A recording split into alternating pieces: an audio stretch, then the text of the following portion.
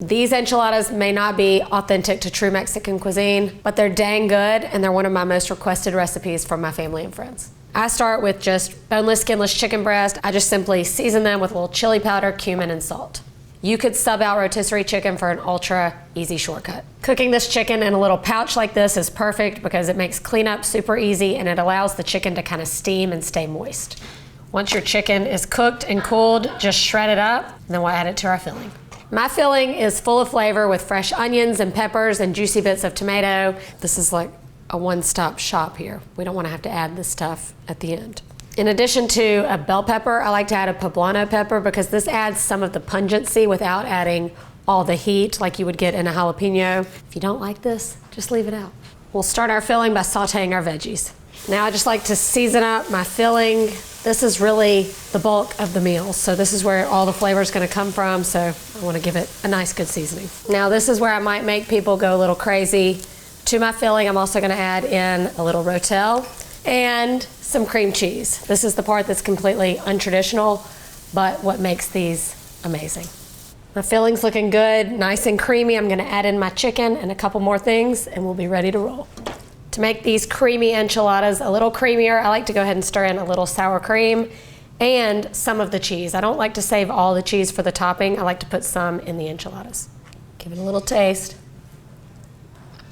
Oh, that's gonna be good. Now for the tortillas.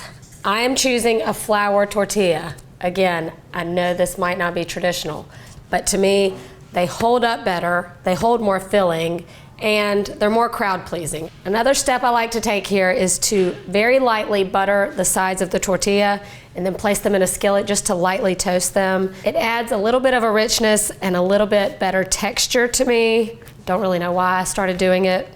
I just did, and that's the way it's done. Once you've got your tortillas buttered, it just takes about maybe 10 seconds on each side.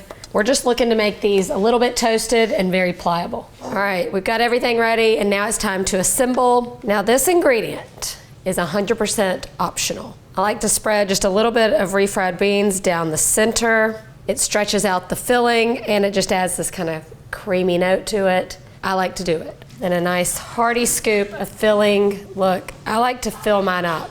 If you're gonna eat all these carbs, I like to make it worth it.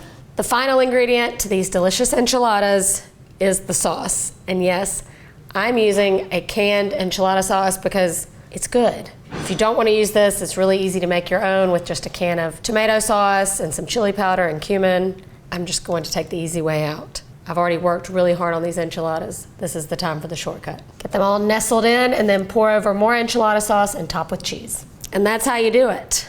I'm gonna put these in the oven uncovered until they're just good and bubbly and heated all the way through. If you have made these ahead of time and they've been in the fridge, you'll want to cook them covered until they're heated through and then uncovered. Oh yeah, good and bubbly. Creamy, gooey, saucy, cheesy. My mouth is watering. I like to serve these enchiladas with a variety of toppings. My favorite is a little bit of sour cream, avocado, and cilantro. Just admiring my handiwork there.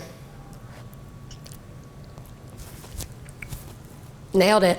It's easy, it's delicious, it feeds a crowd. When it comes to making perfect enchiladas, you can cook that. Check out my new digs.